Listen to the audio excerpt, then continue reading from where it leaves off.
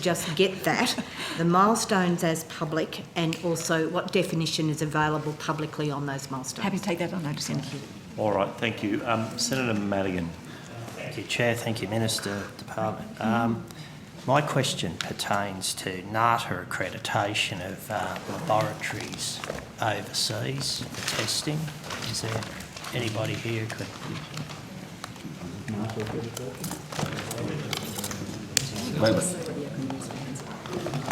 Could you just spell out the acronym for Hansard? So it's not necessarily something we'll be able to deal totally with, but... National Association of Testing Authorities, NATA accreditation for laboratories. We may not be able to answer all your questions on this because it's not our space, but Professor Skerritt might be able to help us a little bit. John Skerritt, Deputy Secretary for Regulatory Services. Thank you. I understand that Lyme disease literate doctors refer some of the patients to internationally accredited overseas pathology laboratories, but the test results are deemed false positives, as these overseas labs are not NATA accredited. However, I understand that the problem is NATA is no longer resourced to undertake international accreditation, and that though they have applied for membership of the International Laboratory Accreditation Cooperation, ILAC, that could take a year or so to complete. Hence, there is a gap, as there is currently no mechanism for mutual recognition of overseas medical testing. What has the National Pathology Accreditation Advisory Council, MPARC, done to address the current gap in Australia's ability to recognise overseas laboratories?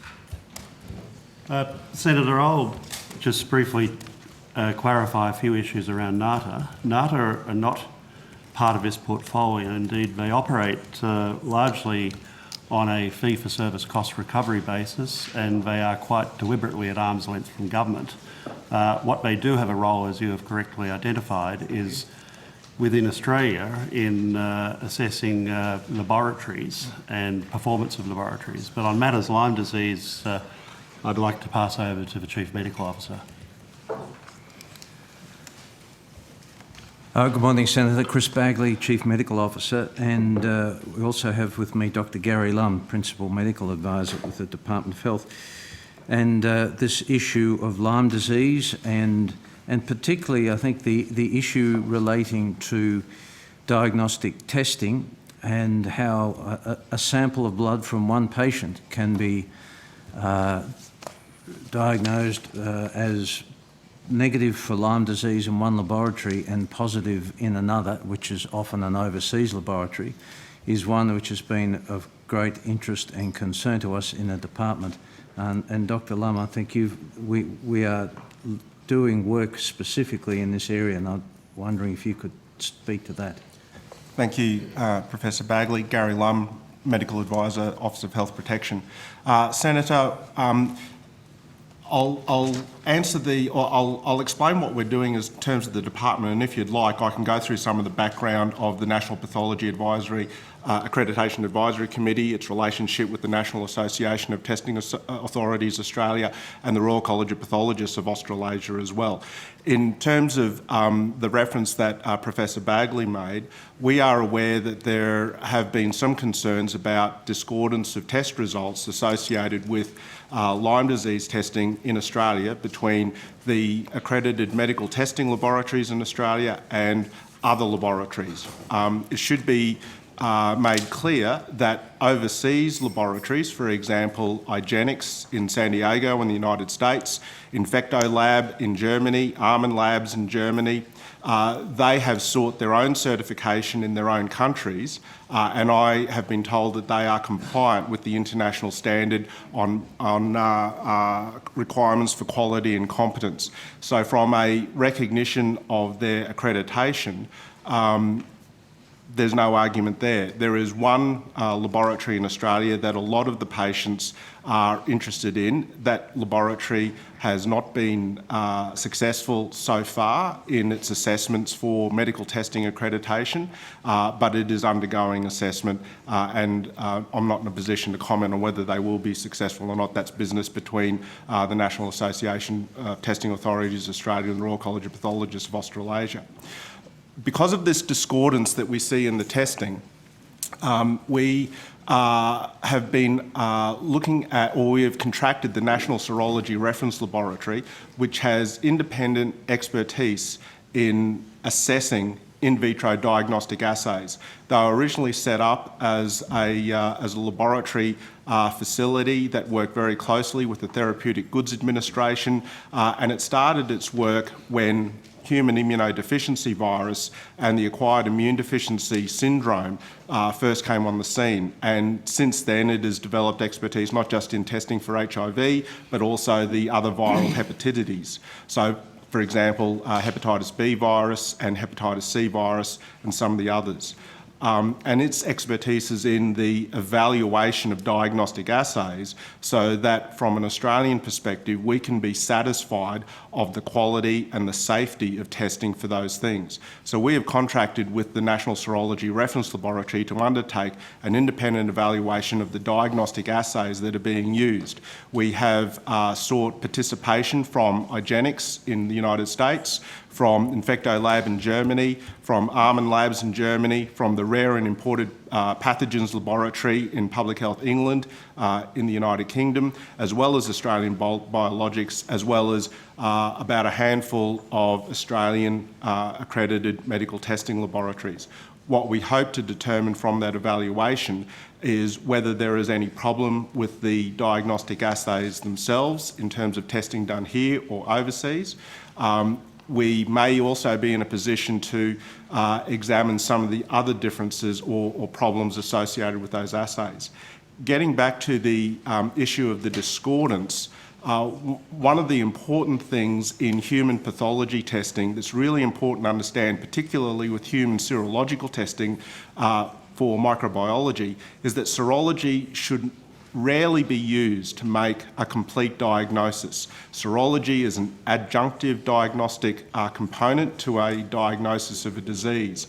So, for example, with classical Lyme disease, it's really important that patients have typical symptoms, and when the serology is performed in an area where there's high prevalence, then a positive result is a good indication that you have true disease, and a negative result is a reasonable indication that you don't have the disease.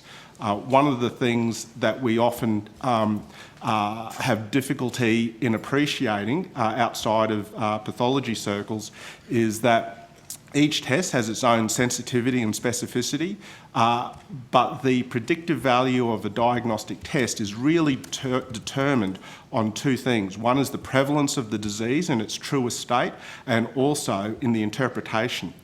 What we know about Lyme disease testing, and that's classical Lyme disease testing in Australia, is that the prevalence of true classical Lyme disease in Australia is low. In fact, it's probably zero. The prevalence in those areas where it's endemic is high. And based on that, if you've got a test with a high specificity, then a negative test here is highly likely to predict true negativity, whereas a positive test is likely to be a false positive. The other important factor is interpretation. I've seen the results from patients who have submitted their specimens overseas to America, to Germany and to other places, and when I look at the results that come back and the interpretation of the results, those interpretations are often at odds with the standardised criteria that are established by large agencies like the Centres for Disease Control and Prevention in the United States, as well as other centres in Europe for communicable diseases. The criteria that are used need to be stringent because they are criteria used not only for surveillance, but they assist with diagnosis. So the disharmony or the discordance that we see in testing is not necessarily unexpected. It's unfortunate, and it's difficult for a lot of patients, and without wanting to sound prejudiced against my other medical colleagues, outside of pathology, it's fairly difficult for people to understand the nuances of diagnostic tests and their value, and that demonstrates the importance of having pathologists in the Australian medical system. When it comes to the background on accreditation, Australia has a really good system of medical testing accreditation based on the international standard 15189. The policy is set by the National Pathology Accreditation Advisory Council, which is made up of jurisdictional representatives, usually pathologists or senior medical laboratory scientists, as well as representatives from the peak bodies involved in medical testing in Australia. They set the standards and the guidelines. They also provide information, they also align themselves with this international standard. The operational arm of this is the National Association of Testing Authorities Australia and the Royal College of Pathologists of Australasia, and that's specifically for the medical testing program, where they do assessments of laboratories, and they usually spend a day in a laboratory doing an assessment, and if a laboratory is successful with their assessment, then they are accredited for medical testing. Thank you. And could I seek the advice of the department? Under which outcome would you advise the department could answer further questions about Lyme disease and also Q fever? Outcome 9. Okay, so you'll have people here who can answer questions about Q fever and Lyme disease at outcome 9. Yes. Okay, thank you. Thank you, Chair. Thank you, Senator Madigan. Senator McClure, Senator Seward, I think, had a follow-up on this. Oh, no, not on that. I had a separate issue, so I'm happy to do it whenever. So. Well, then I'll come to you, Senator Seward, then, and then I'll go to Okay. back to Senator Can I McClure. check which part of the department's responsible for the Health and Other Services Compensation Act? Might have to get back to you on that one, Senator. Okay.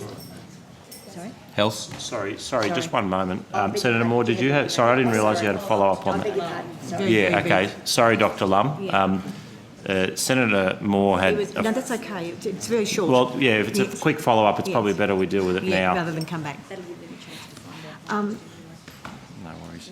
Professor Bagley and Dr Lum, you said that you were doing some specific work in the area. I'm just wanting to clarify whether it's specific work in the general area of diagnostic certainty in relation to the very detailed evidence you gave us, or whether there was specific work being done on Lyme's disease in this process. I wasn't clear. Your answer looked at the whole process across certification across the whole world. Well, I know that we have a shared passion about the Lyme's disease stuff, but is there particular work being done within this field on Lyme's disease? Yes, Senator. I apologise for not being specific. The You're very specific, Dr Lum. The work that we've contracted with the National Serology Reference Laboratory is particularly about the in vitro diagnostic assays that are used for the diagnosis of Lyme disease. Specifically on Lyme. Good. Thank you. Thank you. That was my question. Has that enabled you a bit of... Okay, so if you... I've got What sort of... a couple of questions about what the process involves and if it's been used, the amount of money that's been reclaimed from Medicare costs, etc. So should I ask them here, or is it better for you to come back and maybe at the end of this session let me know if it's here? Is it more about the compliance functions of Medicare? Well, it's under under the Health and Other Services Compensation Act. Health and Other Services Compensation Act. All right. Now, it's likely to be more around than an outcome 3 issue.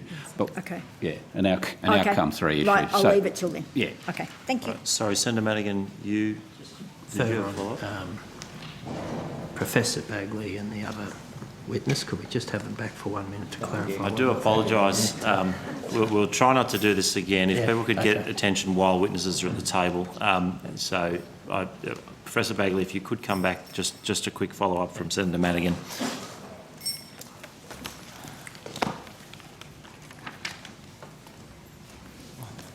Dr Lum, thank you, Chair. Dr Lum, with the many problems with pathology that you've just alluded to, what has the department done to educate doctors, for instance, that an EM bullseye rash is considered pathognomic.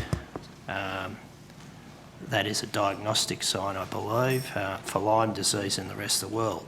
And could you just explain to me very briefly why it was removed from the diagnostic guidelines for Australia instead of educating doctors how to look for it and diagnose it?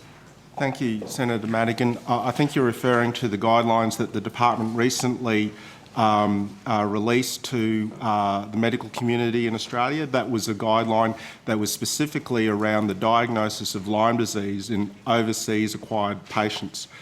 In patients who had acquired Lyme disease overseas. That guideline had originally been drafted by former members of the Chief Medical Officer's Clinical Advisory Committee on Lyme disease, as well as going through the Public Health Laboratory Network and Communicable Disease Network Australia, and was recently endorsed by the Australian Health Protection Principal Committee. That particular guideline does make reference to erythema migrans as a pathognomonic rash that's associated with Lyme disease, and it makes it very clear that that rash and that pathognomonic occurrence is related to areas where the disease is endemic. Given that in Australia we do not have endemic classical Lyme disease, that is, we don't have actual evidence of that, patients who have rash after tick bites, it's very common. Across the eastern seaboard of Australia there are lots of ticks. Ticks contain a significant number of microorganisms, mainly bacteria, but they will also contain viruses and parasites. And so it's not uncommon after a tick bite for there to be a rash. It may in fact be a circular or an annular rash, and in some cases it may look like a bullseye rash, which is said to be pathognomonic for Lyme disease. The problem is that because we are not an established endemic area, it would be inappropriate for medical practitioners in Australia to make that diagnosis. To use pathognomonic signs, to use clinical signs and symptoms to diagnose medical problems really relies on a high pre-test probability, so you need to be in an endemic area or you need to have classical signs and symptoms. In this situation, we don't unfortunately have evidence of high endemicity in Australia, so it makes it really difficult. We really feel for these patients, Senator. I'm in communication with many of them regularly, as well as their doctors, and at the moment it's not clear what their clinical condition is really caused by, but all of the evidence to date from the research that's been done suggests that it is not classical Lyme disease. To date, there has not been found any Borrelia burgdorferi, the causative organism, or any of its very related organisms in Australia. You may be aware of recent research from Professor Peter Irwin, a veterinarian from Murdoch University. He did some work looking at 196 ticks in Australia, plus 30 ticks from Germany, where he readily found Borrelia burgdorferi in the ticks from Germany, but was unable to find it in any of the Australian ticks. What he did find in one tick that was extracted from an echidna on the New South Wales coast was a probable Borrelia species that he thinks is probably in the relapsing fever group, which is very distinct from Lyme disease. But because the sequence that he was able to obtain from his next generation sequencing techniques wasn't long enough, he wasn't able to characterise the organism and provide us with the species name. And Senator, if I may, just to add, and I also want to acknowledge all those who have been diagnosed with Lyme disease in Australia, a number of whom have contacted Dr. Lum and me, and we continue to spend a lot of time trying to work through the varying elements of the diagnosis and the treatment, and that's really important. The erythema migrans that you describe as being sort of, if you like, pathognomonic of Lyme disease, it is not. It occurs with a whole range of diseases, so it's not as if you find that equals Lyme disease, and that's important to understand. So it can be part of the picture. One of the things that I do, and on an annual basis, and in fact as recently as the 20th of August, I provide a progress report on Lyme disease in Australia as a letter on what we're doing about this a letter to the AMA, the relevant colleges, whole range of GP organisation, the chief health officers, and the Clinical Advisory Committee on Lyme disease, which I established to provide advice for this, which includes representation from the Lyme Disease Association of Australia, the Carl McManus Foundation, and so on. And there we give them an update as to what's happening with the evidence, what's happening with diagnostic tests. But we also, I continue to be keen to ensure, to work to try to get Australian doctors who are treating people who've come from overseas, who've had a tick bite in one of those areas in Europe or the US, to take the potential diagnosis for them for Lyme disease very seriously. And too often we hear of stories that members of the medical profession might just don't include that in their diagnostic thinking, and we keep coming back to that.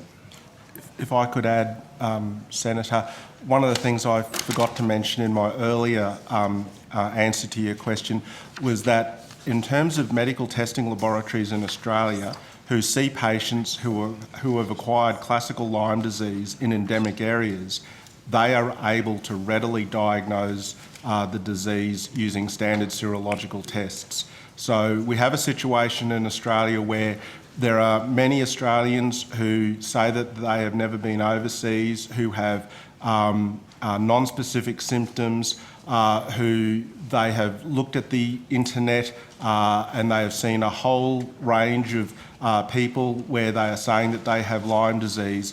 They initially see a general practitioner, they organise for a test to be done in Australia, it often comes back as negative, they then organise to have testing done in the United States which comes back positive. That's the usual scenario.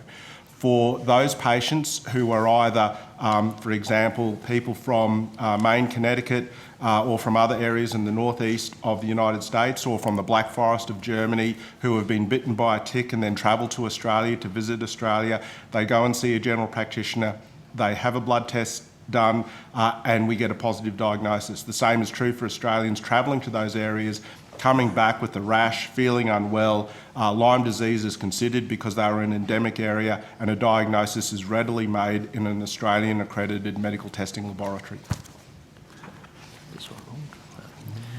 Dr. Lum, Professor Bagley, look, I was only speaking to a constituent this morning who believes they suffer from Lyme disease, has gone through the testing, and went to a doctor. The doctor was treating them, believed that they had the Lyme disease. Now this doctor has is unable to treat them for some reason. These people are suffering, and how long is it going to take before the government addresses these people's concerns? And I've had numerous people come to me in my home state of Victoria with this sickness, claiming they have it. They're suffering, and they just don't see that anything is being done to address that. And the fact that they've been treated by some doctors for Lyme disease, and then these doctors are told by some professional bodies to back off or harassed. And these people are sick. It's debilitating for them. Very motivated people who, running their own businesses, whose lives have been turned upside down, that of their families. I mean, whilst there's an ongoing discourse argument by professionals on whatever side of the argument, these people are suffering, and this, quite frankly, is not good enough. So what I'm asking for is, when do you think that you will resolve it, or these people's illness will be treated? Senator, thoroughly agree with you that there are a significant number of people out there who are quite unwell, and they come from all walks of life, and we have communicated with many of them, and Dr. Lum in particular spends many hours talking with them, and much of his time is taken up with Lyme disease. He didn't indicate, not only is he principal medical advisor in the Department of Health, he is a specialist pathologist and still works as such at the Canberra Hospital. So, and a significant amount of his time is taken up with Lyme disease. And the one thing that keeps Gary and I in particular continue to be focused on this amongst all the diseases and illnesses and issues there are in Australia is that for those patients who you speak to, who we speak to, because there's a lot of patients who are unwell, and many of them have been given the diagnosis of Lyme disease, many on the basis of overseas laboratory testing. It's why I formed a clinical advisory committee on Lyme disease, which had people from the whole range of spectrum, the whole spectrum of interests, of opinions, of involvement with Lyme disease to provide advice, and we got to a certain stage and we're continuing to follow through many of these, the issues that are there. The issue of doctors being warned off and is one that is particularly interesting, and it's one that I've spoken with on a number of occasions with the Chief Exec of AHPRA, Martin Fletcher.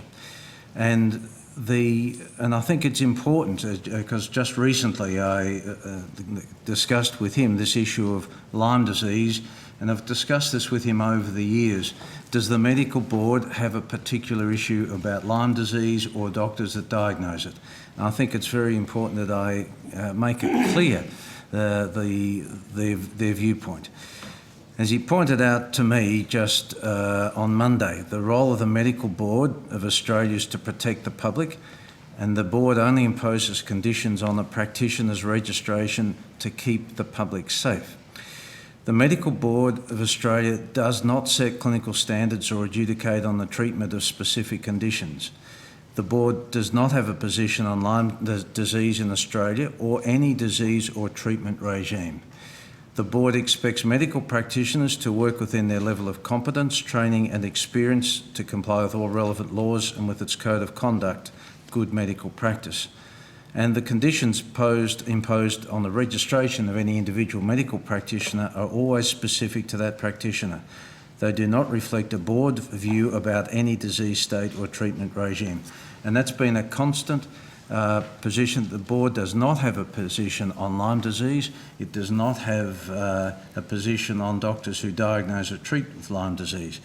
Now, all doctors, of course, have to be accountable for the treatments of their patients. And I understand there was one doctor in Queensland who was the subject of a complaint by another doctor in a senior role in the hospital about their treatments. And of course we do know that some of the treatments of people with Lyme disease, who've been diagnosed with Lyme disease, can be very intensive and extensive, involve intravenous antibiotics and sometimes for years.